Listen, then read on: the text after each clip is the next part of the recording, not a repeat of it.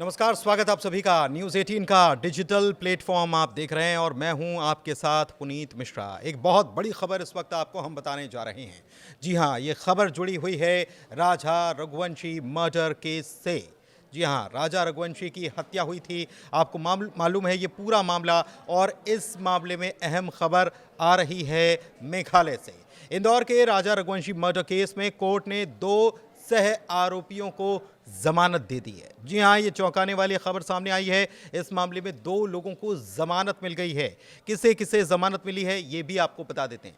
इस मामले में लोकेंद्र सिंह तोमर सह आरोपी जो है उसे जमानत मिल गई है। इसके अलावा गार्ड बलबीर अहिरवार को भी जमानत कोर्ट के द्वारा दे दी गई है।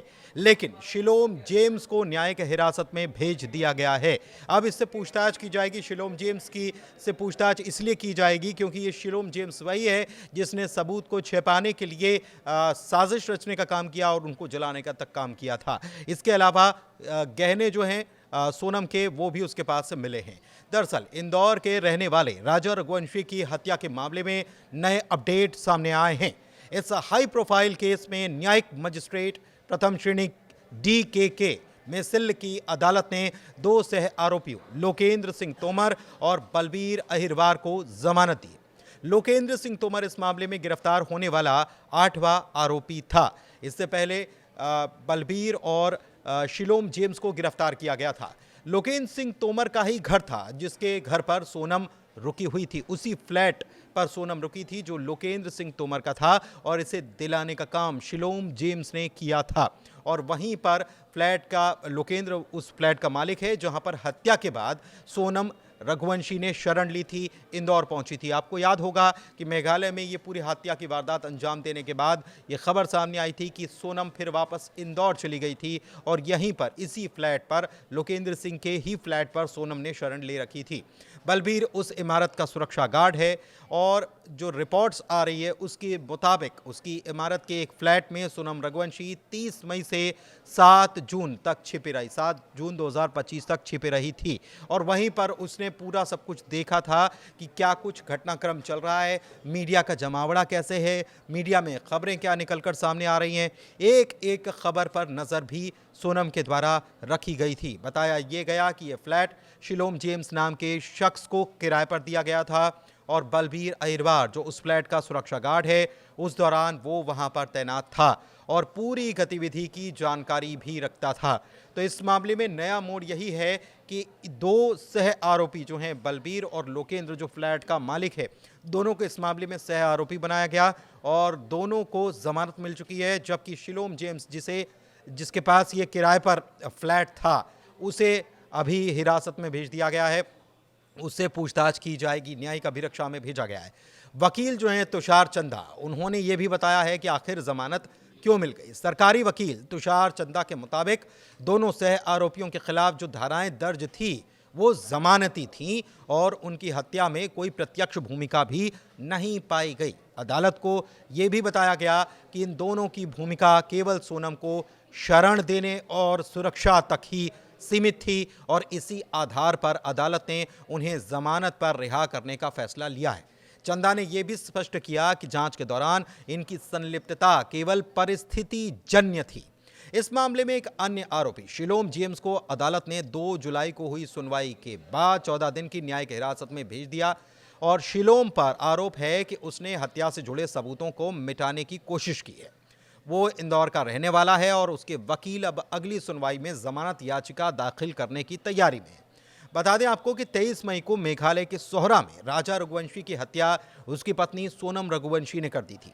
ये मामला देश भर में चर्चा में भी रहा और अब अदालत में इस मामले की सुनवाई चल रही है। फिलहाल इस मामले में 6 आरोपी अब भी पुलिस की गिरफ्त में हैं, जिसमें सोनम, राज, उसके बाकी साथी और शिलोम जेम्स भी है। शिलोम जेम्स वही है जिसने गहने छिपाए और कई सबूत नष्ट करने की कोशिश की।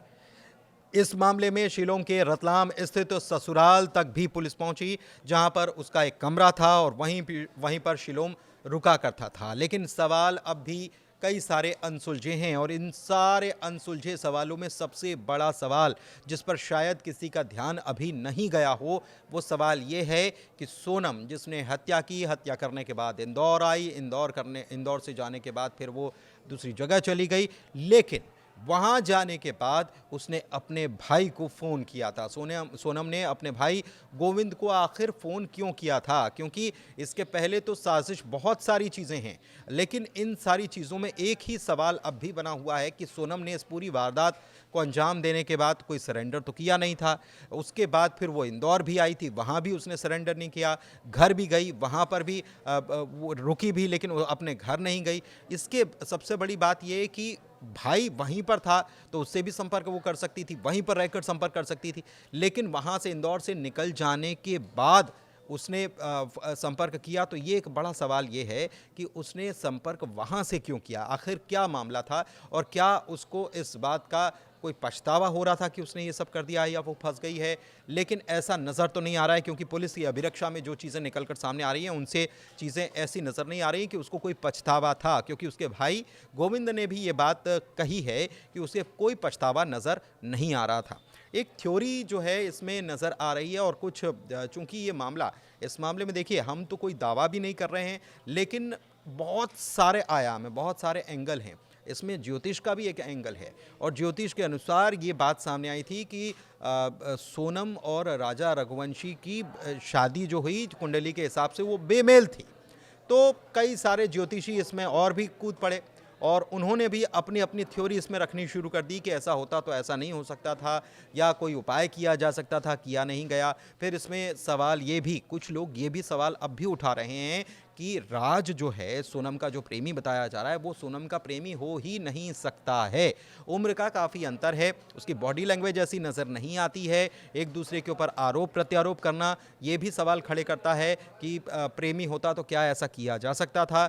और ये भी कहा जा रहा है कि कोई और ही व्यक्ति है, क्योंकि जो जानकार हैं, जो लंबे वक्त से ऐसे चीज़ें देखते आए हैं, ऐसे मामले देखते आए हैं, ऐसे केसेस देखते आए हैं, उनका भी यही मानना है इस मामले में कि ये लगता नहीं है कि राज इसमें सोनम का प्रेमी है। सोनम का हो सकता है कि कोई और प्रेमी हो। सबसे दिलचस्प बात ये भी है कि ज्योतिषी जो हैं वो भी ऐसी ही कुछ बातें करते हुए नज़र आ रहे हैं। किसी ने कहा कि कोई लड़की उसके संपर्क में हो सकती है, या वो कोई लड़की हो सकती है जो जिससे वो प्रेम करती हो। लेकिन न्यूज़ 18 पर भी एक ज्योतिषी आए थे और उन्होंने भी इस मामले में एक बड़ा दावा कर दिया था।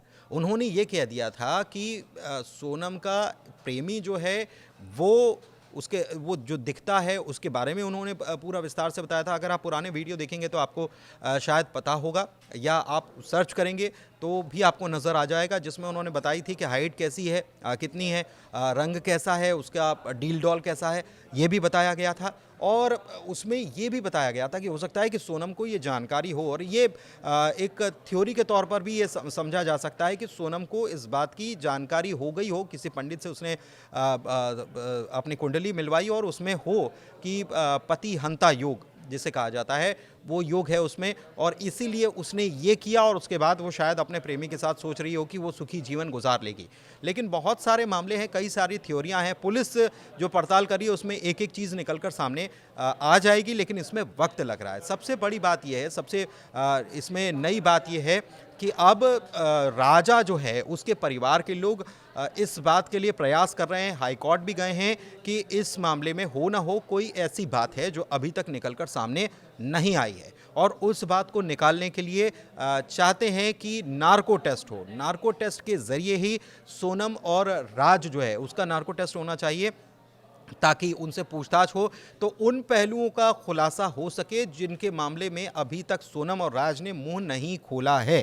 फिलहाल मामले में सुनवाई चल रही है और कोर्ट इस मामले में अपना फैसला सुरक्षित रखेगा और सुनाएगा भी कि इस मामले कौन दोषी है कौन नहीं है। लेकिन अभी चीज़ें जो हैं वो जांच के दायरे में भी हैं, और इस जांच का दायरा जो है वो लगातार बढ़ता जा रहा है। कई सारे एंगल हैं जिनके छोर तक अभी भी शिलोंग पुलिस नहीं पहुंच पाई है, लेकिन कोशिश लगातार की जा रही है। और इस बीच परिवार ये चाहता है, राजा का परिवार चाहता है कि नार्को टेस्ट होना चाहिए, ताकि सोनम के मुंह से वो बातें निकल सके जिसके ज़रिए पता चल सके कि आखिर इसके अंदर वो राज कौन सा है जो अभी तक निकलकर बाहर नहीं आ पाया है।